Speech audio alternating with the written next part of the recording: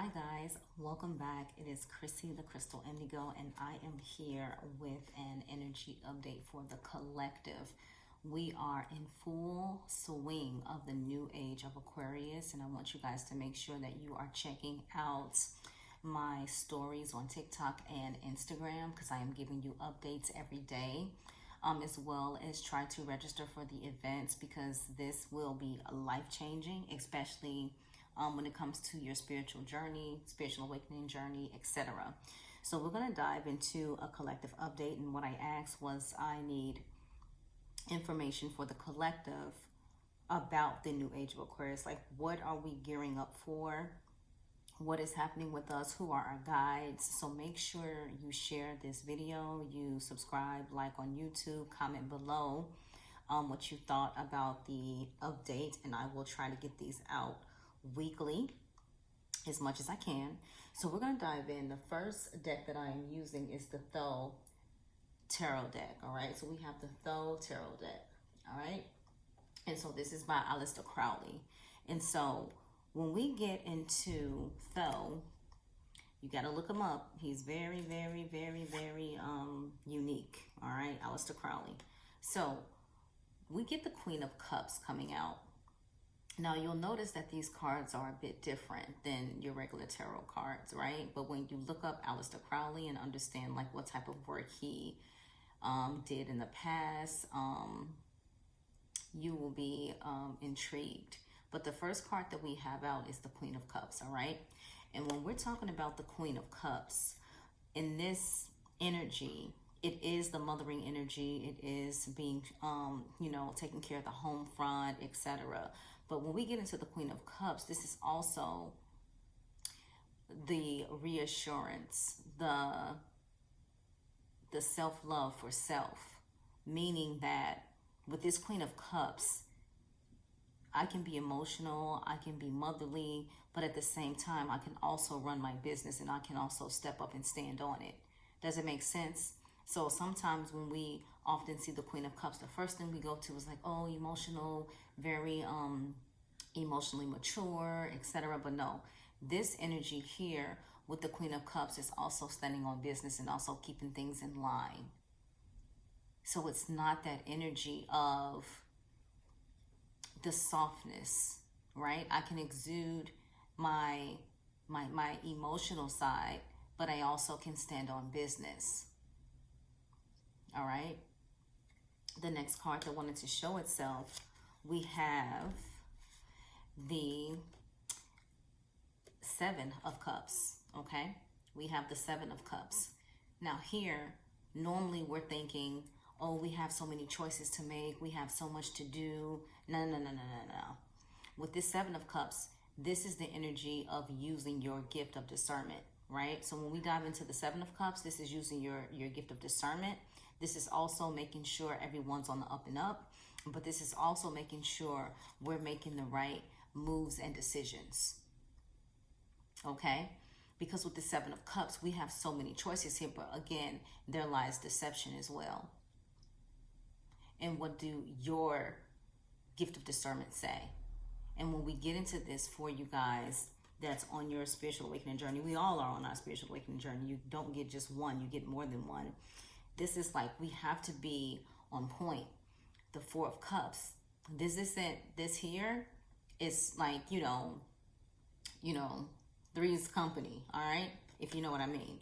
So with the Four of Cups, this is like, it's not like the Two of Cups where it's like, we have that undenying love for each other. We know what we want. This is it. This is extra people involved. So when you get the Four of Cups, it's like multiple,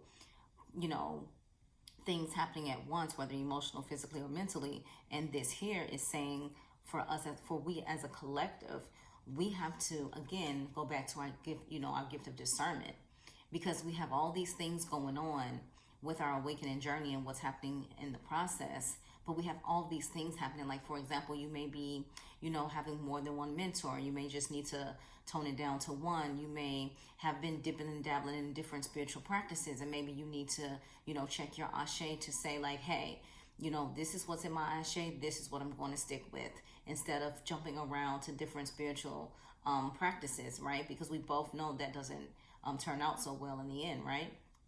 But this here is saying there's more than one. There's too much going on, all right? And yet emotions are involved, okay? And again, this is the energy that's happening for the collective. And let me know below in the comments if that's is something that's happening to you. Now we have the universe, all right? And when you look at this, it's like, okay, overcoming, but then also this deals with the destiny, right? And then you have the 4 cherubs in the corner, right? The cherub angels. And then it deals with reassessing. Like we're almost there, but we're still reassessing. Even it's the universe. You see, it's not the world, it's the universe. And how am I honing on to what I am learning and what information that I am receiving, whether through dream time or whether, you know, watching someone's YouTube channel or listening to your favorite, you know, spiritual mentor, etc. However you're getting your information or even your downloads and light codes, like, is this information resonating? Because we have the universe, okay? And this is where is my place in this universe? What am I doing in regards to the universe? See, when you start divining, you want to like study the cards as they come out, right? And you sit with it for a second so you're able to just give that good information, all right? Now, the next spread that I'm using is the Light Seers Tarot. And the first card that wanted to come out, we have the 5 of Pentacles, and here we are again, like Pentacles, finances, like a lot of us are trying to figure it out. Do I walk away from this job that I feel so comfortable about? And do I start my own business? Like, what do? I feel a little bit defeated. Some of you are in the energy where you're like, I mean, if I just had enough, a little bit more, I can get A, B, C, D done. And this is where the manifestation and aligning yourself with, you know, your guides to bring this into fruition. Remember, you design yourself. So don't ever get to this low point because it's hard to get up from there. With that 5 of Pentacles, it's just like, oh my God, I just feel like I can't win for losing, and you cannot get into that energy. What you have to do is go ahead and put it in your third eye, and you see that every single day, and you visualize it, and then you shift and change your timeline. You change what's happening, okay? The next card that wanted to show itself, we have the 10 of Pentacles. So they're saying, like, don't worry, like, you're going to be very abundant, right? And you see the Tree of Life up there. That's so beautiful. A lot of you need to understand and learn about the Tree of Life. Very, very interesting. But still, with the Tree of Life, you have the 10 of Pentacles, and this is saying you're going to be financially free, highly favored, blessed, and abundant. And you get your children, for those of you who are seeking that. So you go from, if you look at the steps, you go from, okay, I'm here, my back is against the wall, to them reminding you like, hey, your abundance is here, completion. But again, you also have to make that step as well. All right, we got the 2 of Wands. But if you notice with the 2 of Wands, one is over here and one is over here. And she's not even paying attention to this wand here. She's got the world in her by her and this wand.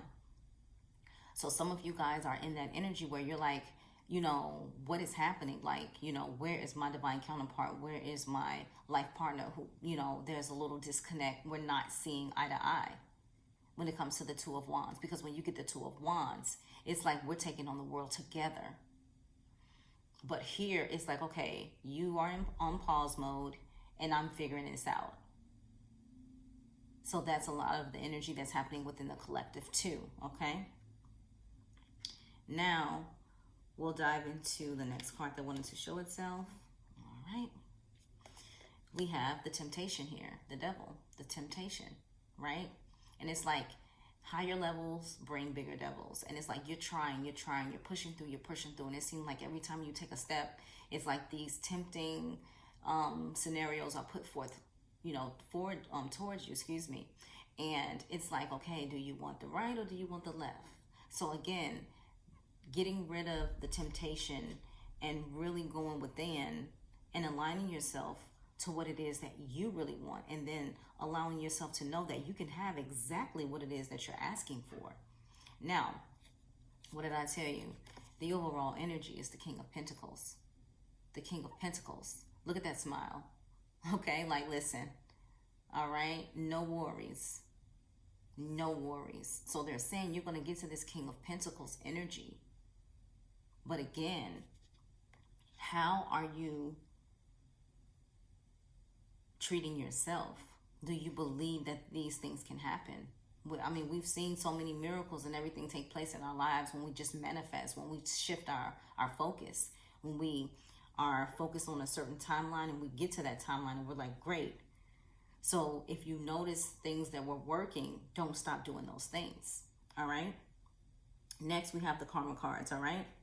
Now, with the Karma cards, the first one that came out is the South Node. Now, when you're dealing with the South Node, this is your past life. This is like what you've done in the past life. And that energy for the collective has been coming up a lot. You're seeing past life visions, dreams. You're having, that energy of deja vu. You were somewhere before. And you need to make sure you have that notepad right next to your bed so you can document everything. So that way, when you do have children, they'll have something to go back and read. So when they come out magical or with these abilities, they're not lost in the sauce. So here we have the South Node, and it says there will not be, okay, this is the spiritual, there will not be. You got to work through and heal the past lives. A lot of you don't know what happened in your past life. And all you have to say, you can say one thing like this: forgive me for anything I've done in the past life that I'm not aware of, right? And watch how your energy shifts. Because we don't know unless we're getting past life regressions or unless we're getting Akashic records. And then in the mental, the anxiety about what, right? So you have the spiritual, mental, and physical. Okay? And then the physical, it's trouble. It's like, what is happening, what's going on. All right? But when you flip this over and you go to the physical, now is not the time to.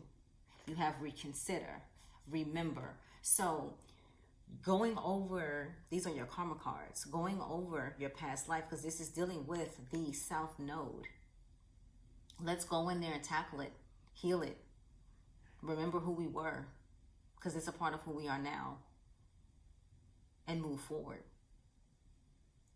Okay? But again, no big, huge decisions. Not till after December 15th. The next card we have is in the 9th house. So 9th house, powerhouse. Sagittarius rules the 9th house. And it's telling you, right? You see it? It's telling you, as if it or they came from all there is. This is the spiritual, the mental, the philosophies and laws involved. The physical, do it in a big way. Okay? Do it in a big way. Because this is telling you what you need to do. Then we have the 3rd house, right? Deals with your neighbors, your siblings, etc. So it says your ideas. That's the spiritual. Like, what ideas are coming in your mind? The mental, okay? It says short-term thinking and trips. The physical, it says who or what is around you. Okay? But you got to make the right connections. You got to really, hone in on you, on who you're being called to be at this time, especially during the age of Aquarius. And then we have the overall energy, the 7th house, and this deals with relationships, right? Balance, cooperation, what does that say? Your partner or partners, right? 7th house, okay? Now, if we get into the physical, because that has been a little situation for the collective, get a fair deal. So when we get to the physical, it's like get a fair deal when it comes to your relationships, right? You're not the one giving, and being depleted. It has to be equal reciprocity, especially if you, have spiritual abilities and gifts, because you're going to feel depleted and you're going to, shut down. Now, let's dive into our guides. Let's see what guides are helping us. Now, I'm going to do the overall energy for this first because I'm excited. The Atlanteans. All right, if you don't know who the Atlanteans are, please Google, look it up. Look at, there's a oracle deck called the Atlantis cards. They're really dope. And it gives you information on what the Atlanteans did, etc. So we have the Atlanteans. This is the overall energy. And a lot of you guys have been having like past life dreams when it comes to Atlantis, Egypt, Greece, etc. So it says evolution, vibration, legacy, technology, progress, expect acceleration. So even for myself, a lot of us realize like how our intuitive abilities, how our clairvoyant abilities, and even receiving downloads and light codes, how our crown chakra has been rocked by the Schumann resonance. It's been a lot going on. And so you have to have that solitude time. And that's something I've been pushing for the collective. Even when we get on live, we talk about it. You got to have that solitude time where you go in to connect with your guides and where you learn how to give offerings, etc. Okay, so this is huge. Now, the guides that are supporting us, okay, we have Bridget, inner fire. So ignite that inner fire, okay? Ignite that inner fire. And it says, let your passion lead to your purpose. That is so beautiful. I tell people all the time, let your passion lead to your purpose. And I always say, let that pain be the fuel to your purpose. So I love it. Then the next one we have here is Buddha, okay? Buddha. And you can connect with different guides at different times, and they come in at different times of your life to help you along your journey. So this is Buddha, okay? And it says, heighten awareness, make peace with your thoughts and your world. Make peace with your thoughts and your world. When you start noticing like low vibrational negative thoughts just invading your mental, pause and say, where is this coming from? What is happening? All right, look at the planets. See if, you know, we already got Mars in retrograde, so that's doing a doozy. That's aggression. We also have Hilarion, okay? This is Hilarion, okay? So this is another guide that's supporting us at this time. And it says, divine emergence. Be seen, let the world know your gifts. Be seen, let the world know your gifts. So this isn't a time for you to be hiding and like being scared about who you are. If you're going to step up and you're going to do it, you're going to do it. Understand? Now, we also have Saint Germain. So you can look up on YouTube like Saint Germain, the Violet Flame meditations and connecting with that, especially for those of you who are healers and are into Reiki and quantum healing and things like that, because Saint Germain definitely supports you.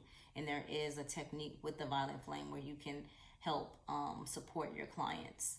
So it says Violet Flame at the bottom, okay? And it says, alchemy, release the old, make way for the new, okay? And again, it goes back to setting up your offerings and seeing like, okay, I need to connect. I need to be more in the know. And I need my guides. And I would love for my guides to just align with me and keep me on the straight and narrow. Now we're going to dive into our Twin Flame Oracle cards as we end this reading. Now, for those of you who are involved with the Divine Counterpart, the energy of the Twin Flame connection is observer. So there's a lot of observing going on, not too much talking, but observing, okay? And then the next energy that has come out is fear. And so it's like some are not coming forward because they feel they'll be rejected or they'll be shut down, you know, and the others, you know, some of them are going through their dark night of the soul or their spiritual awakening, trying to figure it out, trying to understand it. A lot of your divine counterparts are really scared of their spiritual abilities and their gifts, and they rather stay ignorant to it. But again, you can't force them and push them on their purpose. You have to allow them to come into alignment when they're ready, and you just continue to do your work, okay? Didn't say wait around, I said do your work. We also have karmic partners. So a lot of that karmic partner energy is coming to a close, right? So third party situations, the energy in it. Karmic partner doesn't even have to be a specific karmic partner. It can also be like something that just get in the way of that divine counterpart connection. It could be a job, could be kids, could be whatever, okay? If you have questions about that, you can ask in the comment sections or DM me. I'm fine with that. And then here is our celestial communication. Look at all those cords, wires, and stars, right? It's like we're communicating on the 5D. So a lot of you who aren't communicating in the physical, you're communicating in the 5D with your divine counterpart, okay? And we have release. Just letting it all go. Just wake up in the morning and just say, you know what, Lord, lead my feet, my helping spirits, ancestors, guides, guide my path. And it feels good when you just not try to control everything and just let it flow easily. And then the overall energy for the collective, is fresh start. You get your fresh start. So start planting your seeds. This reading was very informative. If you guys have any questions or comments, let me know down in the comment sections, or you guys can DM me. Make sure you follow me on TikTok. Make sure you follow me on Instagram. All my information is below in the description box. And I'm sending you guys so much love and light, and I will talk to you soon. Take care.